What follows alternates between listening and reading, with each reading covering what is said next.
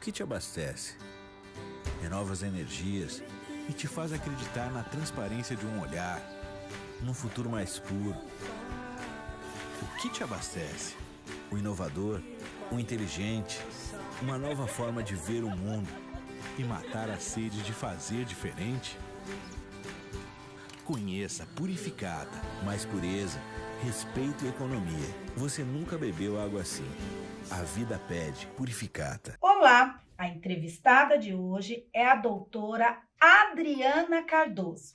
Ela que é advogada, professora da Unic, membro da Comissão de Direito das Famílias e Sucessões da ABA Mato Grosso e da Comissão da Mulher da ABA Mato Grosso. E estará aqui com um tema fantástico, que é o abuso emocional, com seus reflexos na escola e também no condomínio, o abuso emocional infantil.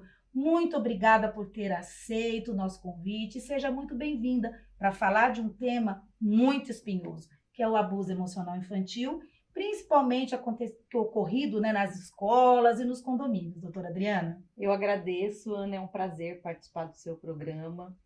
É muito bom poder falar sobre esse tema é muito importante, porque reflete dentro da nossa sociedade o que a gente quer para o futuro e cuidar com um olhar mais, com detalhes maiores das nossas crianças dentro de ambientes coletivos.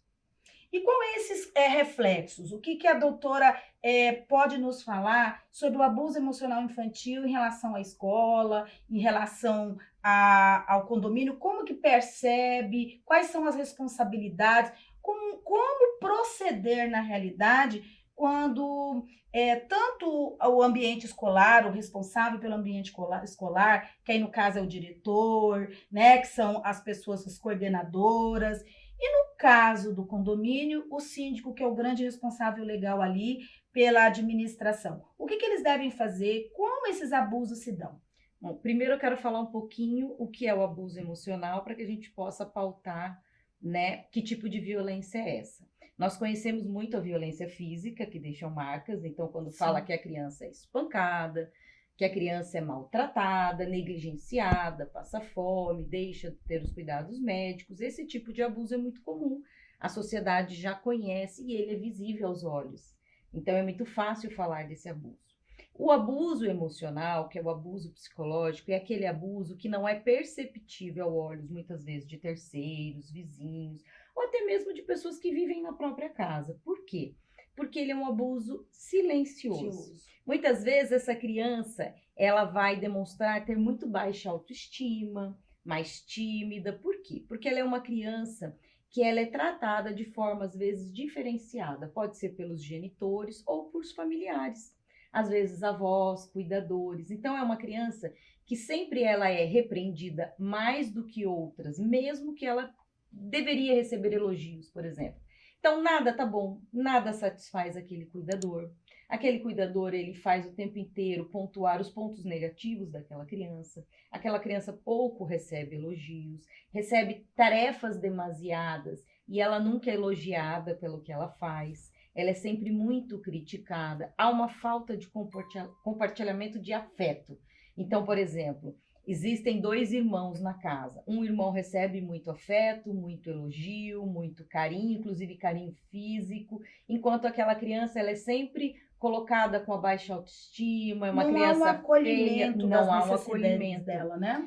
Normalmente, essas pessoas que despendam esses maus tratos às crianças, elas às vezes têm patologias, tratam-se às vezes de narcisistas. Nós até falamos bastante sobre a questão do narcisista perverso. Às vezes ele não é perverso com todos, ele escolhe uma vítima.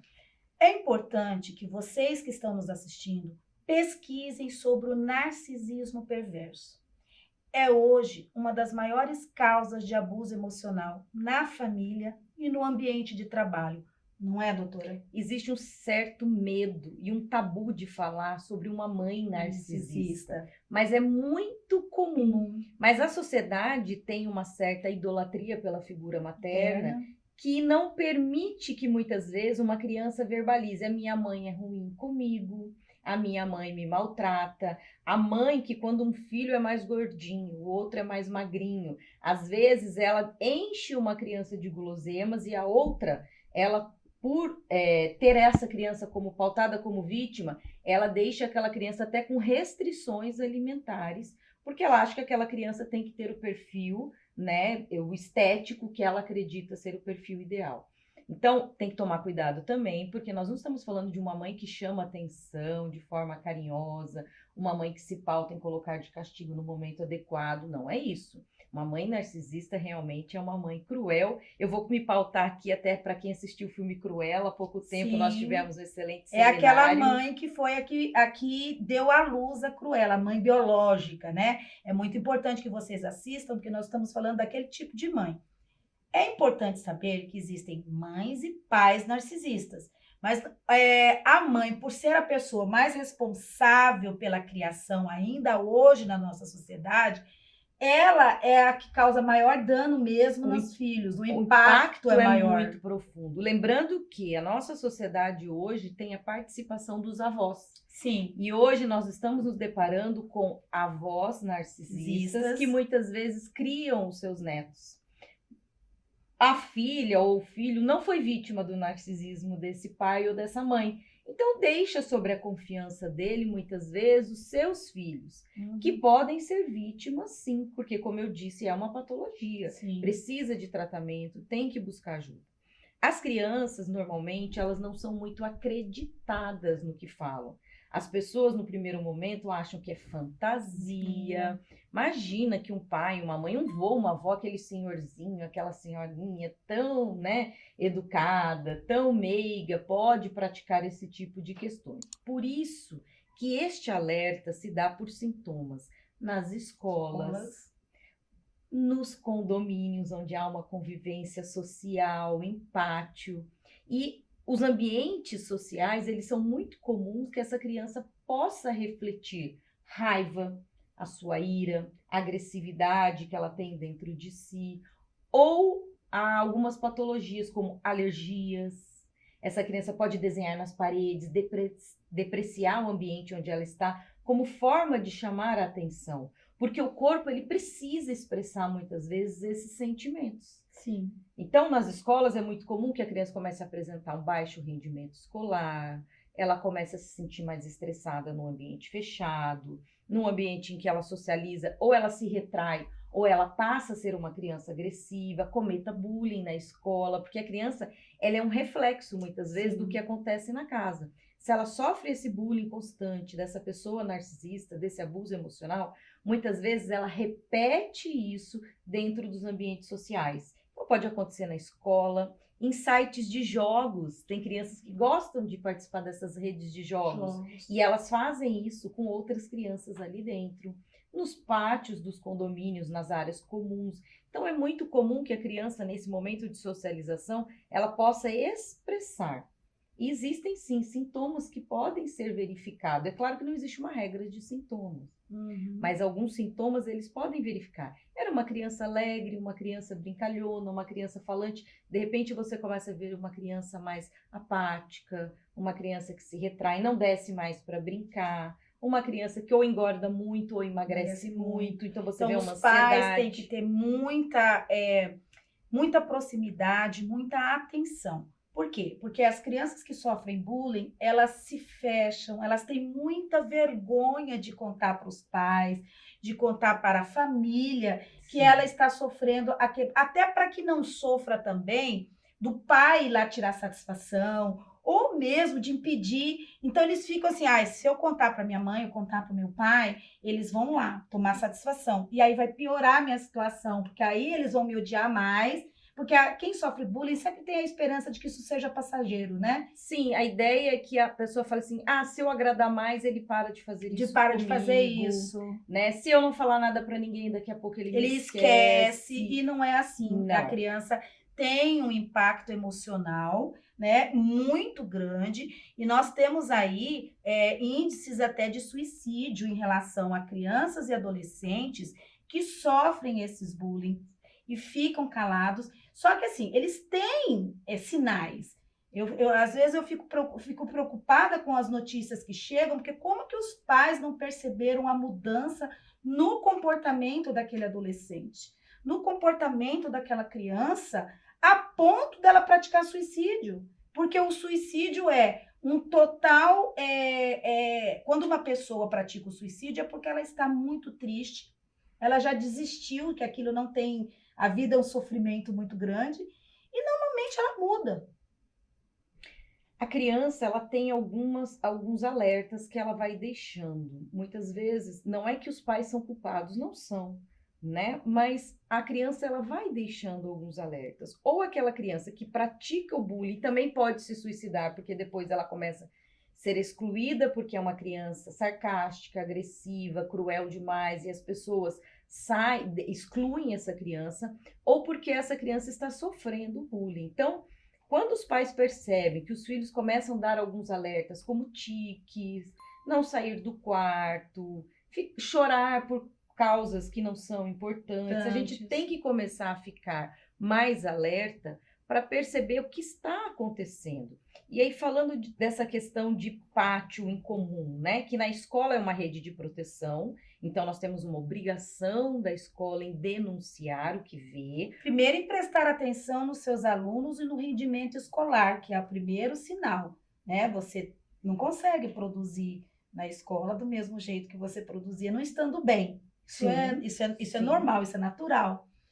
E depois o comportamento da criança, como ela está inserida na rede de proteção no Estatuto da Criança e do Adolescente, é uma obrigação da escola observar e fazer os assentamentos da mudança de comportamento, né, ao pai. Sim. Os professores hoje, eles têm treinamento para observar as crianças, inclusive nós passamos o Setembro Amarelo agora, né? E há um grande incentivo para que se estimule esse treinamento de professores e coordenadores, para que eles possam identificar mudanças no comportamento de uma criança em sala de aula. Então, ele vai começar a verificar as atividades da criança, modifica a forma dela escrever. Às vezes, até aquela criança que usa muita caneta colorida, muito lápis, de repente a coisa fica mais triste, mais sombria. Então, o que aconteceu? Os desenhos refletem muito a nossa... As cores usadas pelas crianças na fase de alfabetização são muito importantes. Então, os professores, como têm uma formação pedagógica, psicopedagógica, normalmente encaminham essa criança para os profissionais na escola,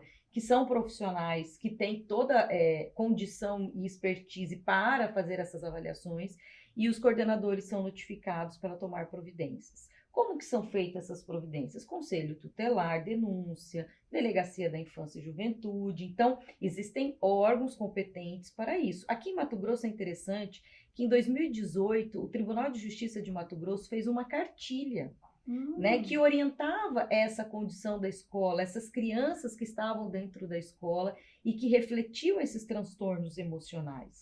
A escola de âmbito público, ela tem também esse trabalho, ela funciona dessa mesma maneira da mesma forma que as particulares. Sim. Mas eles não avisam as mães primeiro? Eles já vão direto para o conselho tutelar? Não, normalmente a escola ela convida os pais para uma conversa, convida o psicopedagogo ou psicólogo que faz a orientação na escola, antes de chegar a uma denúncia, a algo mais grave.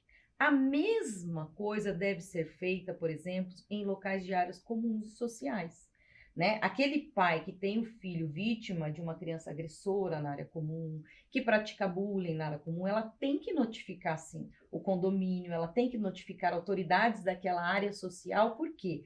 Porque as pessoas devem ser convocadas, os pais, para que eles possam tomar providências e não negligenciem o que aquela criança está fazendo.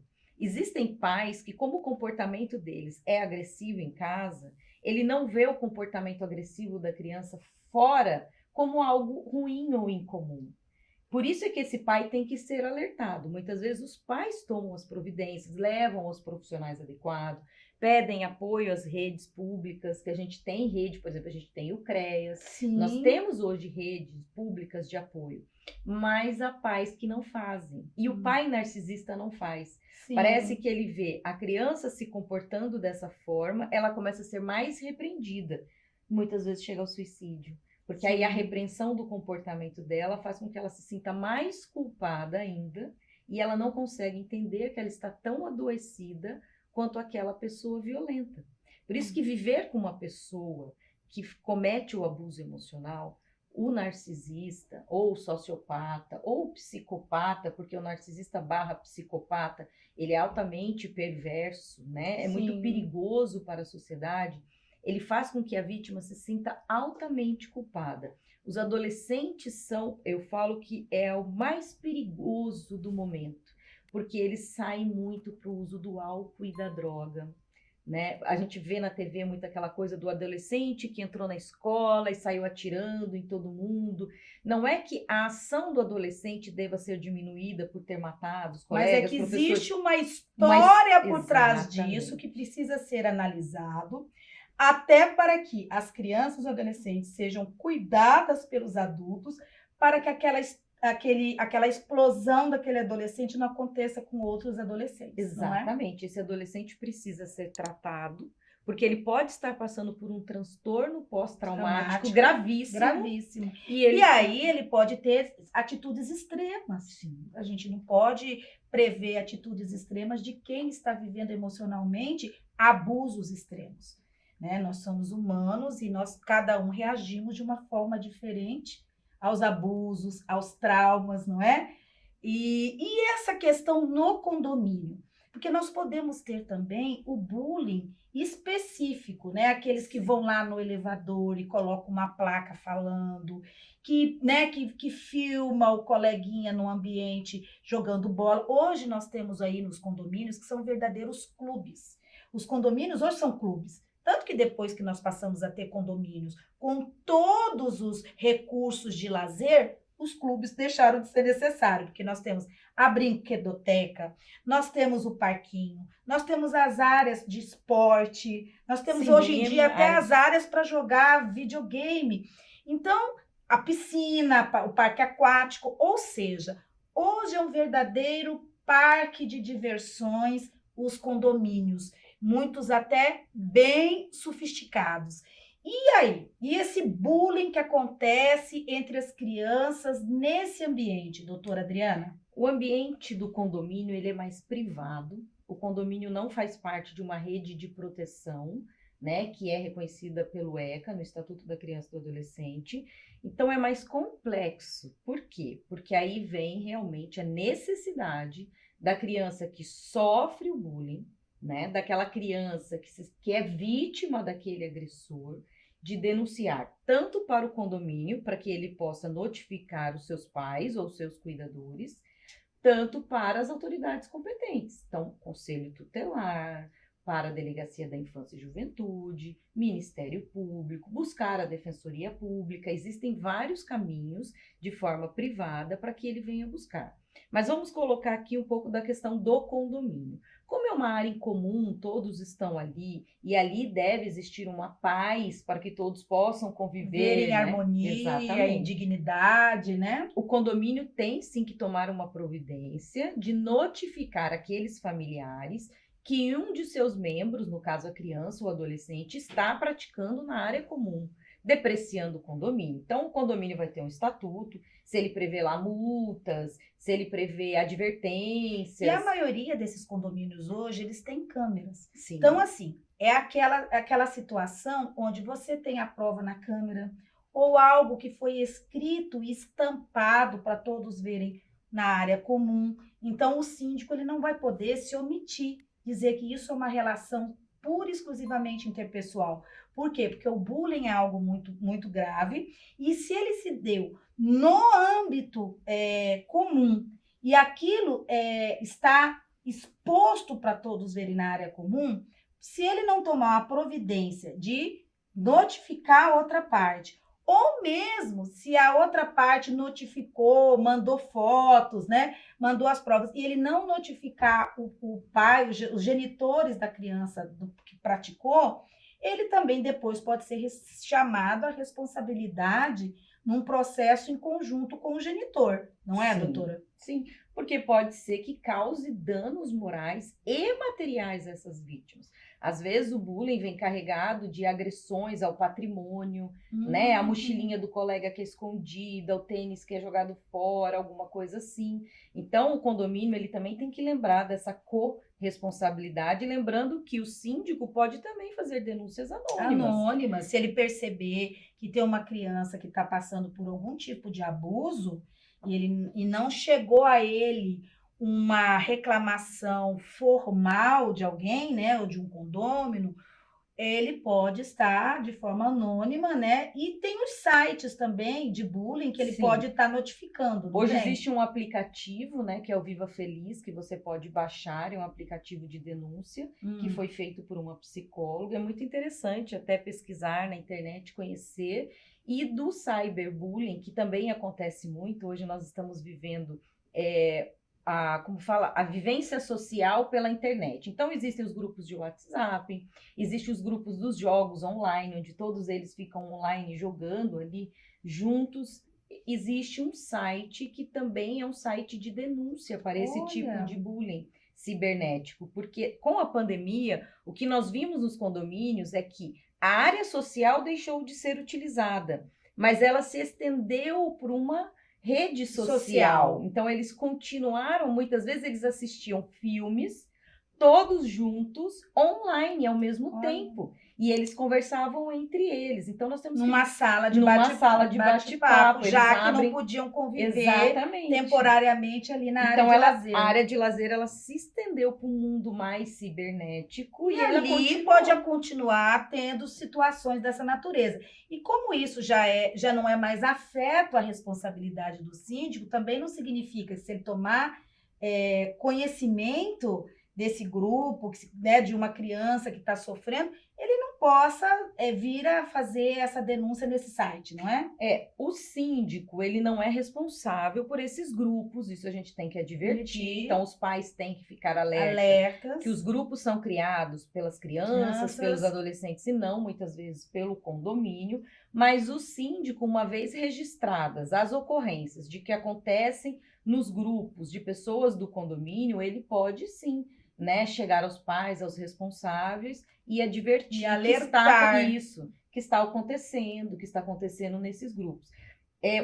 A gente tem que alertar bem para os pais tomarem cuidado. Existem hoje seriados novos, né, em redes, canais de streamings que eles estimulam um pouco da violência. E como num condomínio muitas vezes se mistura as crianças de todas as idades, elas passam a conviver juntas no mesmo espaço, até o cibernético, muitas vezes não há restrição do que elas participam. E os pais, às vezes, só conseguem tomar conhecimento por essas filmagens.